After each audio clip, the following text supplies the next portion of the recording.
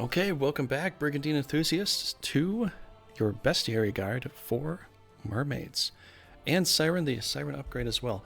So we're going to go over and discuss every little bit about it and my opinion and what I think about it and all that kind of stuff. But let's look at this right now.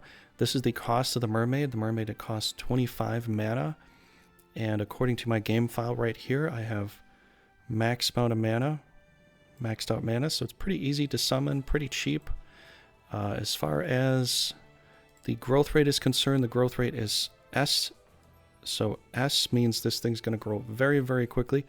It is a preferred water type, so if you want to stick this into water, it gets a little more evasion in the water because of that. But its other stats aren't all that good. And let me tell you why. Its defense is 90, adventure goes up to 100 defense, intelligence isn't that high, agility isn't that high, mobility is only 4, in the water it's a little bit better, of which I don't remember. I think you might get 3 more movement spaces in the water because of this, but yeah, I think you get 2 to 3 depending upon which type you are, whether you're the upgraded version or not. But essentially this is what it is. Hit points are very low, MP is very low. You're probably wondering, why do you want to use this thing? Well, there is this one particular magic spell called Spell Break, which if you get cast weakened on, if you have a magic down or a weakened spell cast on you, then this Spell Break will break that. So if you get weakened in any way, this is your defense against it. Otherwise, weakness and magic break last the entire battle. They don't fall off, as some other spells do fall off. But this is your one chance against it. Some leaders and some rulers have this spell break by default, but if you want a monster that has it, just so you have a monster to be able to do it instead, this is your support right here. But if we're going to look at some other stuff, this is the basic attack, Splash Thrust, Charm Song. If I go into the Siren, I actually talk about that a little bit. You'll get to see Charm Song there. And Charm Song essentially does a charm in the water. So you have to be in the water to be able to use this skill. You cannot use this skill if you're not in water. Now, I believe it has to be ocean or lake. I don't think this will work in the swamp.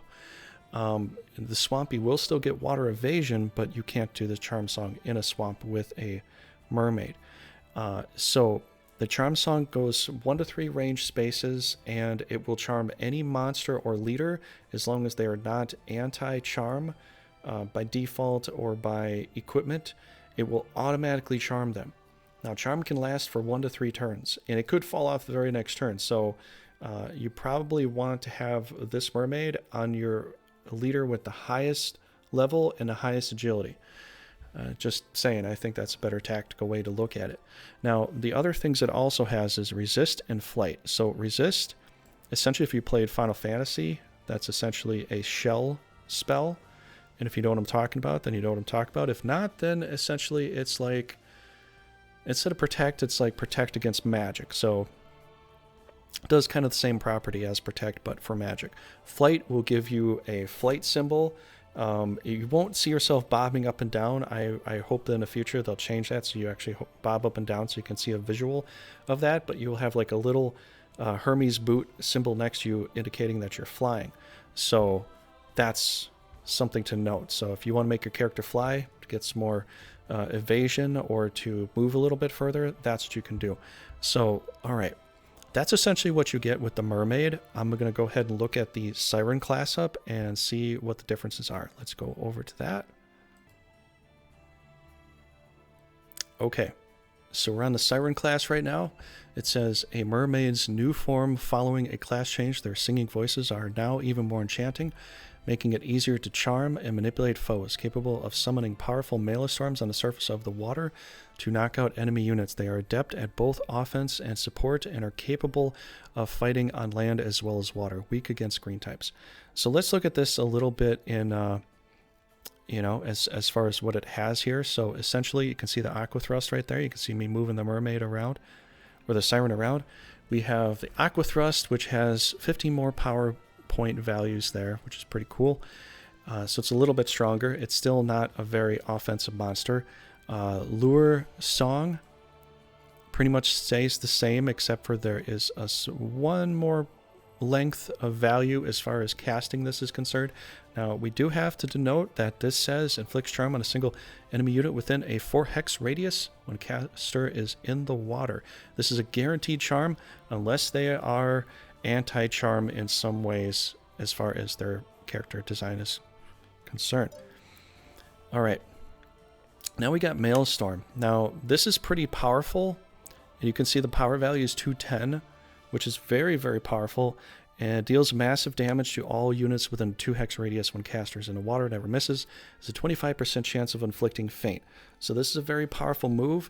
It doesn't cost very much, but the reason it doesn't cost very much too is because these monsters are very squishy.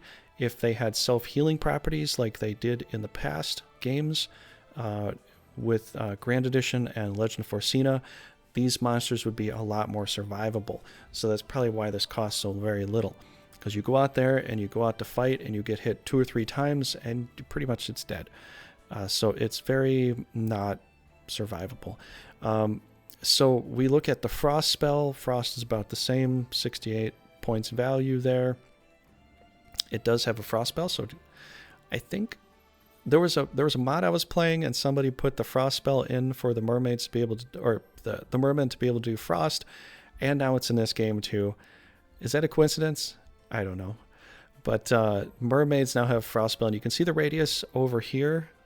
If we're gonna like circle this area here, I did a really bad circle, but you can see what it's going, and essentially this would be where the mermaid is, and everything around it would get hit with that Mailstorm, because that's what I've got highlighted here. But let's look down at the Frost. The Frost is 3 range radius, a lot further, costs less.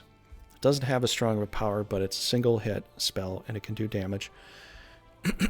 Like we said before, spell break is one of those very key critical things in case they do weakness on you or something like that. If they do that, then you're weakened pretty much the rest of the battle. So you're going to have a spell break to knock that off. Then we get resist, which is essentially shell from Final Fantasy in a way. And then we get flight for them too. So really not much different except for getting a Frost and a Mailstorm and a Lure Song upgrade of distance as far as that is concerned. So as far as hit points and stuff, here's a level 15 Siren that I grew right here. And you can see its stats, 357. Getting close to 400 hit points, but still very squishy, defense of 100. I've played with these numerous times, and if Ruda wanted to go out and one-shot hit this thing, he could easily. Not very hard.